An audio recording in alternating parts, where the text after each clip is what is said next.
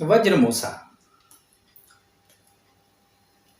मृदस्त्रिभागा सरलद्धि भागौ भागश्च निर्दग्ध तुस उपलादे किट अर्धम परिखंड्या वज्र मूषाम विदग्ध्यात् खलु सत्वपाते, जो कि रस रत्न समुच्चय अध्याय 10 का 9वां श्लोक है। इसमें हम मृत त्रिभागा, मिट्टी 3 भाग, सण भागौ, यहां अगर भाग लिखा होता तो 1 भाग होता, भागौ यानी 2 भाग, तो सण तंतु 2 भाग, लद्दी घोड़े की लीद 2 भाग, जिस प्रकार से गाय का गोबर होता है उसी प्रकार से घोड़े की लीद होती है। भागश्च निर्दग्ध तुस उपलादे, 1 भाग दग्ध तुस यानी जली हुई भूसी, किट अर्धम लौह किट लौह चूर्ण आधा भाग, परिखंड्या खड़िया मिट्टी 1 भाग। वज्रमूषा में ये इसका घटक द्रव्य है।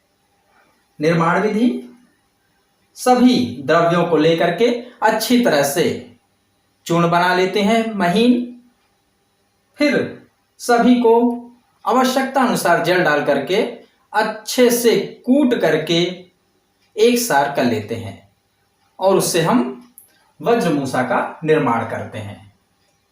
वज्रमूषा नाम से ही मालूम है, यह वज्र यानी हीरे को भी पिघला सकता है, इसलिए इसका नाम है वज्रमूषा। इसका उपयोग क्या है? यह धातु खनिज का सत्वपातन करने के काम आता है, सत्वों को निकालने के काम में आता है। योगमूषा। दग्ध अंगार तुस उपेता मृत सना वाल्मीकि मृतिका तद विड समायुक्ता तत् तद विड विलेपिता, जो कि रस रत्न समुच्चय अध्याय 10 का 10वां श्लोक है। दग्ध अंगार कोयला, तुस उपेता तुस यानी भूसी, मृतसना मिट्टी, वाल्मीकि मृतिका दीमक मिट्टी, तत् तद विड समायुक्ता विड, इन सभी को 1-1 भाग। यहां पर मात्रा बताई नहीं गई है, तो जहां पर मात्रा बताई नहीं जाती वहां पर हम सम भाग लेते हैं, तो सभी को हम 1-1 भाग लेकर के इससे हम मूषा का निर्माण करेंगे। यहां थोड़ी सी जानकारी हम आपको विड के बारे में दे देते हैं। विड क्या है? विड जो है अष्टक्षार, अम्ल पंचक, मूत्रष्टक, लवण पंचक, इन सभी को मिलाकर बनाया गया द्रव्य है। तो हम निर्माण विधि में आते हैं। सभी द्रव्यों को लेकर के अच्छी तरह से पीस लेते हैं, बारीक महीन कर लेते हैं। उसके बाद इसमें आवश्यकता अनुसार जल मिला करके अच्छी तरह से कूट करके एक सार कर लेते हैं और मूषा का निर्माण करते हैं। निर्माण करने के बाद मूषा के अंदर और बाहर जो ये विड बताया गया है, अष्टक्षार, अम्ल पंचक, मूत्राष्टक और पंचलवण, इन सभी को अच्छी तरह से घोल बना करके उस मूषा को हम पूरी तरह से उस घोल के अंदर डुबो करके निकाल लेते हैं, जिससे क्या होगा, मूषा के चारों तरफ एक लेयर बन जाएगी विड की, और उसको हम धूप में सुखा लेते हैं। उपयोग साधितः सुतो, इससे हम पारद सिद्ध करते हैं। यही है योग मूषा। गोस्तनी मूषा। मूषा या गोस्तनाकारा शिखा युक्ता पिधानका सत्वानाम द्रावणे शुद्धो मूषा सा गोस्तनी भवेत्, जो कि रस रत्न समुच्चय अध्याय 10 का 24वां श्लोक है। मूषा या गोस्तनाकारा, गो स्तन, गाय के स्तन की समान आकृति वाला शिखा युक्त, जिसमें शिखा लगी हो ऐसा ढक्कन होना चाहिए, पिधानक होना चाहिए।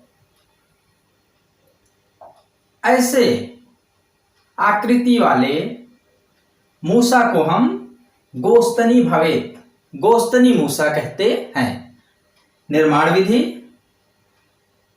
गोस्तनी मूसा के निर्माण में किसी विशेष द्रव्य को नहीं बताया गया है, तो हम ऐसी मिट्टी का प्रयोग करेंगे जो मूसा बनाने के काम में आती है। उस मिट्टी को लेकर के गाय के स्तन की आकृति का मूसा बनाएंगे। उसके ऊपर शिखा युक्त पिधानक यानी ढक्कन होना चाहिए, जिससे कि हम मूसा को ढक सकें। उपयोग इसका क्या है? सत्वानाम द्रावणे, सत्व का द्रावण यानी सत्व को पिघलाने, द्रवित करने के लिए। सत्वानाम शुद्धौ, सत्व का शुद्धिकरण करने के लिए, अर्थात उसको प्यूरिफाई करने के लिए। यही है गोस्तनी मूसा। मल्लमूसा, निर्दिष्टा मल्लमूषाया मल्लद्वितय संपुटात् परपट्यादि रस आदि नाम स्वेदनाय परिकीर्तिता, जो कि रस रत्न समुच्चय अध्याय 10 का 25वां श्लोक है। निर्दिष्टा मल्लमूषा या मल्लमूसा हम उसे कहेंगे जो मल्ल द्वितय संपुटात्, जो कि दो मल्लों अर्थात सराव, सराव 1 सराव 2 का संपुट हो। निर्माण विधि इसकी क्या है? हम मूसा निर्माण के लिए बताई गई मिट्टी को लेकर के उससे 2 सराव का निर्माण करेंगे। सराव 1 सराव में हम औषधि को रख लेंगे, दूसरे सराव को अच्छी तरह से पहले सराव के मुख के ऊपर रख करके संधि बंधन कर लेंगे। यह कहलाएगा मल्लमूसा। उपयोग क्या है इसका? परपट्यादि रस आदि नाम स्वेदनाय परिकीर्तिता। परपट्यादि, परपटी आदि द्रव्यों का स्वेदन, रस आदि नाम, रस आदि द्रव्यों का स्वेदन मल्लमूसा में करते हैं। पक्वमूसा, कुलाल भांडरूपा या दृढ़ा चा परिपाचिता पक्वमूषा इति सा प्रोक्ता पोटल्यादि विपाचने, जो कि रस रत्न समुच्चय अध्याय 10 का 26वां श्लोक है।